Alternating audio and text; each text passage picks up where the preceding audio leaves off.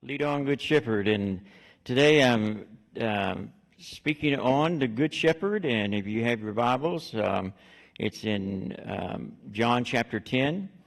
And I should have added more verses, so I'm going to read past beyond what Rick will have here posted. I'm going to read all the way at least to verse 10 of chapter 10.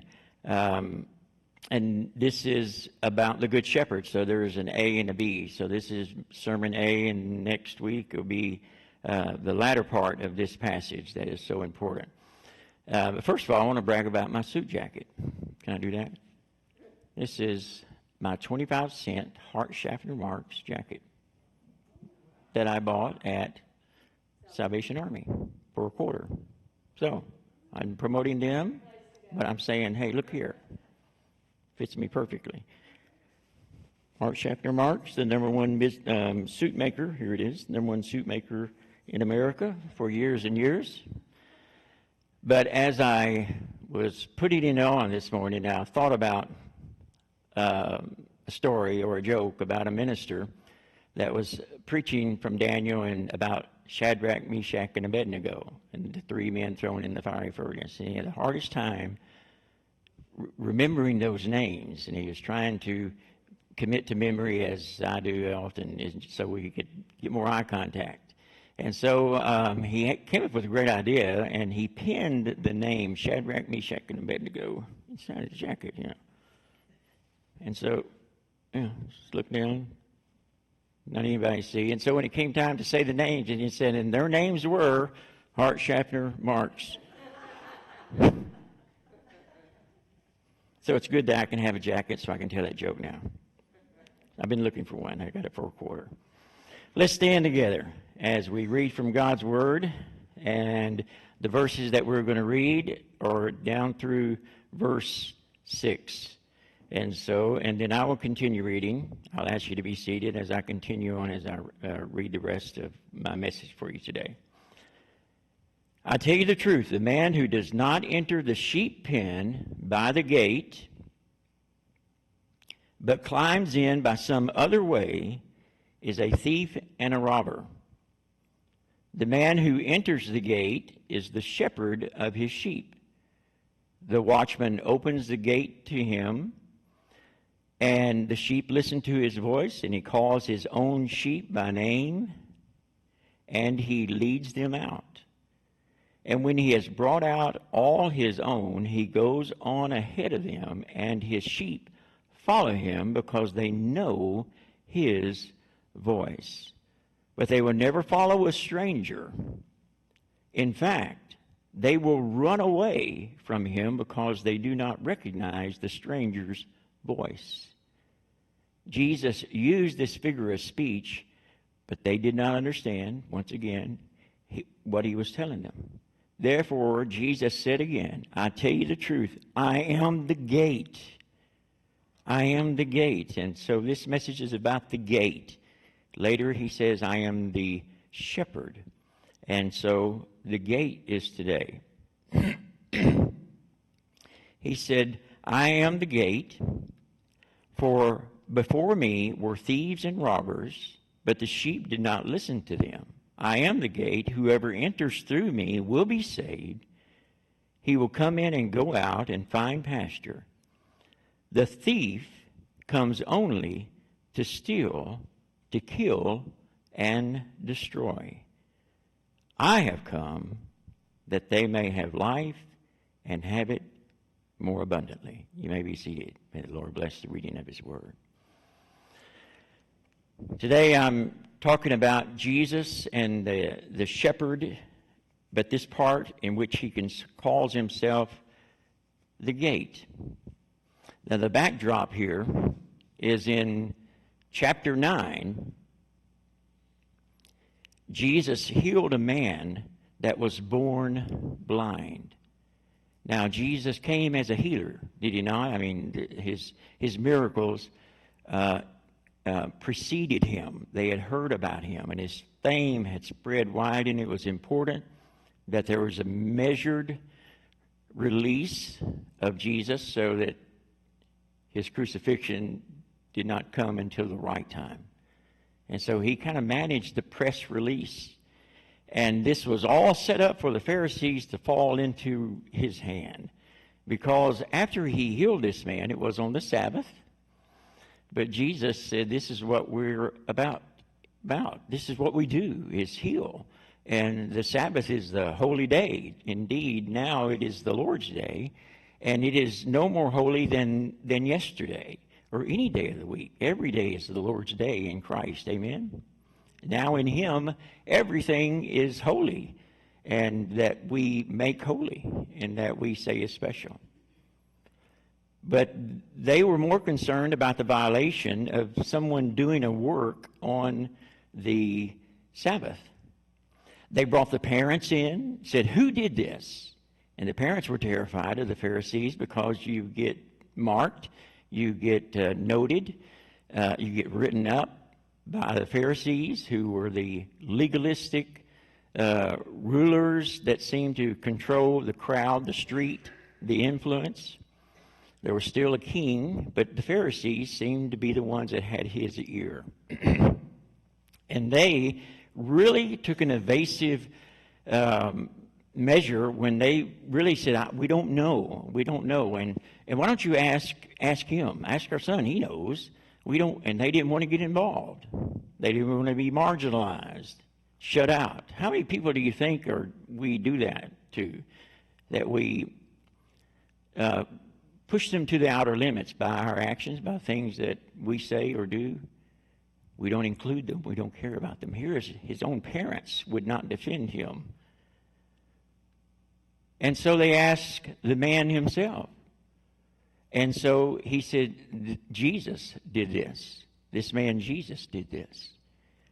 And so the anger of what they could not deny, and it wasn't until the raising of Lazarus, also in the Gospel of John, that the Pharisees then had their evidence, full evidence, to arrest him and bring him to the crucifixion. And so Jesus was in charge of all of that knowledge of who he was and the work that he was doing, and he went to the people he wanted to go to for intentional purposes. Everything he did was with intent. And now, after this, Jesus begins the conversation about he being the shepherd. But here he calls himself the gate. Here he is the gate. And he says, this is here in verse 9, it says, I am the gate. Whoever enters through me will be saved. He will come in and go out and find pasture. Now, I don't know anything about shepherding or sheep, as I've said. But these are not small gates. These are not small herds. These are massive herds of sheep. I did my homework in learning that it's the oldest profession in the Middle East and in other parts of the world, shepherding sheep. That the commercial use of their wool, I mean, that's what this jacket is made of, and it came from sheep somewhere in the world. But not only that, every part of the sheep was used, and if in some cases they were wonderful pets. Dogs were lesser animals and creatures considered back then, and sheep were pets. They were a favored symbol that was used. And Rick has a picture. I don't know if he's able to get it up, but I found a picture of that one where you see Jesus with a sheep, where he finds that parable, and he's walking back with that one sheep. Oh, listen, what a beautiful message that is, where he goes after the lost sheep. But here's the main point that I want to get to you today. Jesus said, I know my sheep by name, and they know my voice. And if they hear anyone else, it's almost like sheep are blind in a sense. And when you think about the spiritual analogy of sheep and people, there is a great deal of spiritual blindness in the world, isn't there? I mean, to me, I try to make everything spiritual because to me it is. Everything is spiritual. God created the elements and the polymers and the things that are in the earth and in the world to even paint this house, to build this building, to send aircraft into space. So God really is in everything. And so when we think about the analogy of something as simple as an animal and how the Lord uses that we are like sheep, just like sheep, how that we sometimes mishear and hear voices and listen to some that we shouldn't listen to, how that we sometimes get our orders and our plans and we devise them from counsel by those to whom we shouldn't be getting counsel from. I know many people that have made wrong decisions because they sought for the counsel in which they wanted to hear. Does that make sense? You'll keep asking that question to someone who finally gives you the answer that you're looking to hear. Sheep are so dependent upon the shepherd. And Jesus says that he is the gate. And if a voice comes through the gate, the watchman is there who opens the gate, and Jesus being that gate that opens and closes.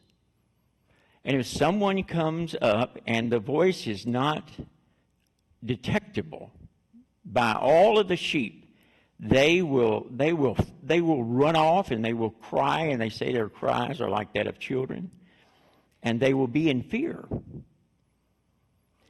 And Jesus then says, anyone who comes in after these sheep, in which, now this is interesting, in which I call them by name,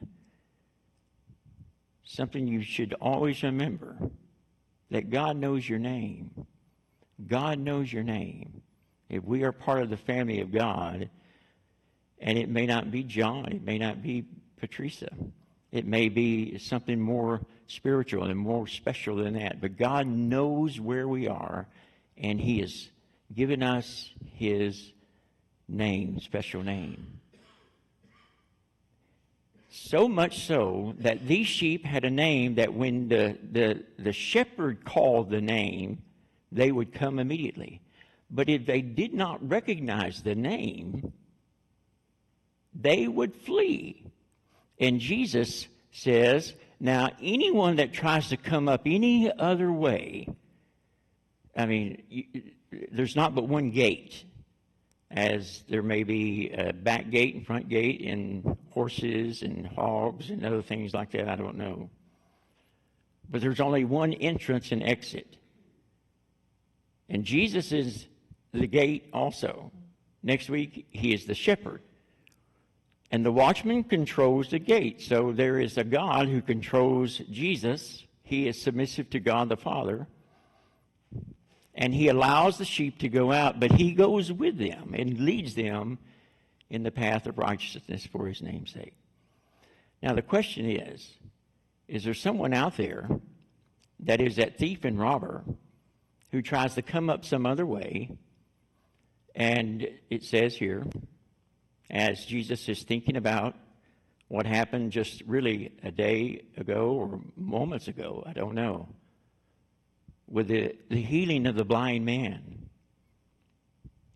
And the great miracle itself was lost in this argument over who did this on the Sabbath. What a travesty of justice. What a violation of the rule.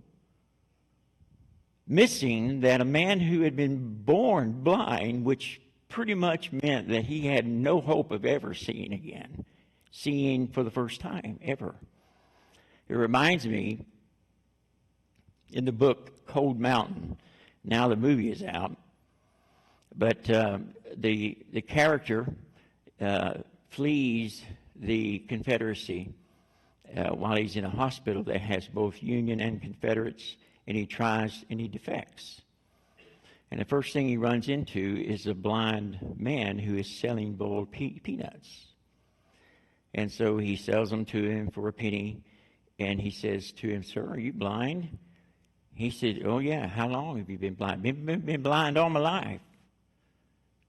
And he said, "I bet you would give anything to have sight just one time and to see." He said, "No, sir, I wouldn't give anything. I would give nothing. I don't want that." He said, "Why not?"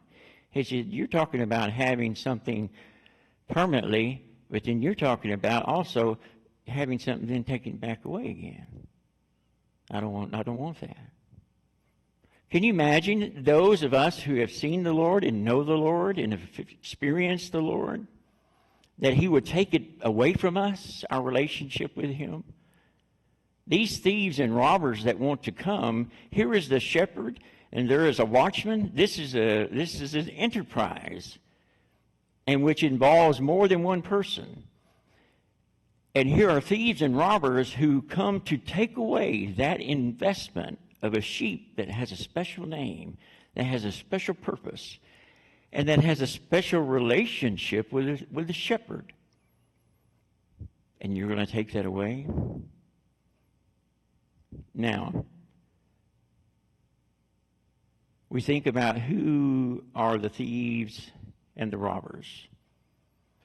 Well, the obvious answer I'll give to you, that's even in Scripture here. But in this world today, we see that we all are presented with not one, but we are intentionally presented with a host of options of what we could do today, on Sunday, where we could go, things we could get involved in that would be very entertaining for your family, for your children, for any of us. But you made the decision to be here today. But in this world where the nearness of our neighbor is now closer than it's ever been because of the invention of technology, the cell phone, Facebook, and all the things that make our distance closer. And if we would spend more time in this book and our face in this book instead of that book, we'd find out exactly what the Lord wants from us and what he wants us to do with our life and get our direction from him. The thief and the robber wants to come and take away. Now, what intent do you think a robber and a thief would want with just one sheep? It would be consumed. Sell the wool, sell the hide, consume, devour. That's why I led us to verse 10. For the thief and the robber cometh not but to steal, to kill, and destroy. Now, who is that supernatural thief and robber that is like God in the sense that he is unseen, but he's present? Who is he? That's right. He is the devil, Satan, Lucifer, in all of his names that are adjectives that go to him: the liar, the great deceiver. He is the one that tries to climb up some other way. Teresa and I use each other as sounding boards when we're rehearsing something that we're going to do or say to someone, and I do it a lot when I'm talking about my message.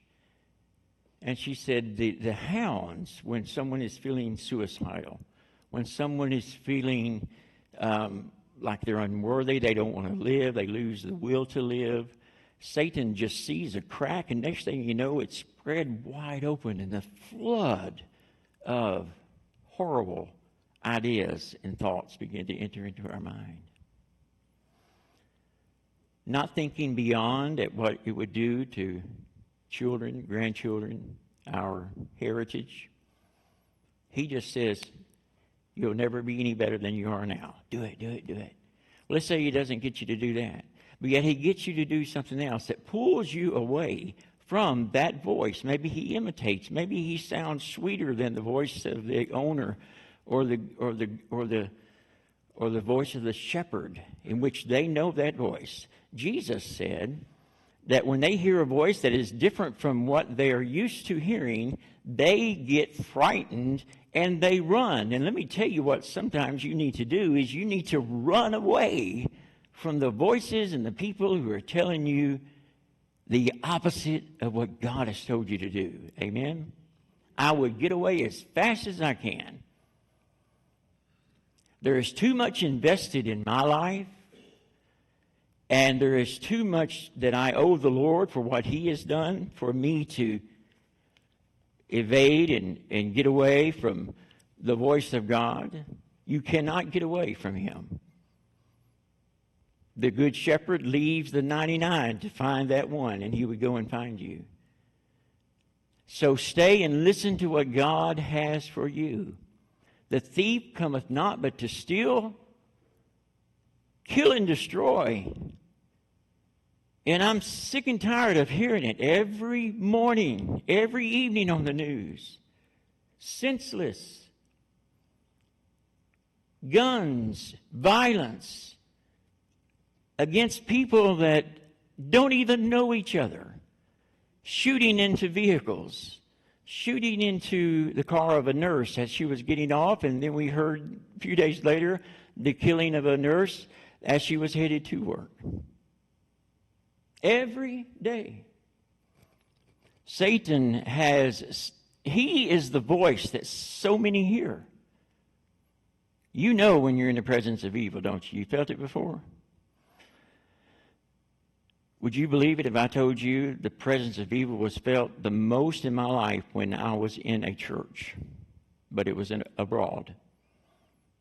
And I was in a very famous church at one time abroad. And it was no longer a church, but there was prayer meetings that went on. There were these little, maybe it was AA meetings, not sure. But there was such a presence of evil that was there that I couldn't wait to get out of there. You can feel, you can sometimes hear the hireling that calls out, and that's not the voice of the shepherd that you know. Jesus is the gate, and by me, each one comes in. By me, each one comes in and finds access. I don't listen to Johnny Cash very much, but I like his voice. They just don't play his music much anymore. When we were young, I don't know if you ever heard him at Billy Graham crusades. He was just powerful because of his conversion. As soon as he exited prison, Folsom Prison, his life changed dramatically. And his songs, though humorous, many of them, and not all of them spiritually directed, but there was one that was spiritually directed that I heard being used in a movie. And it goes like this. I'm not going to sing it. But there's a man going around taking names. Anybody heard this song?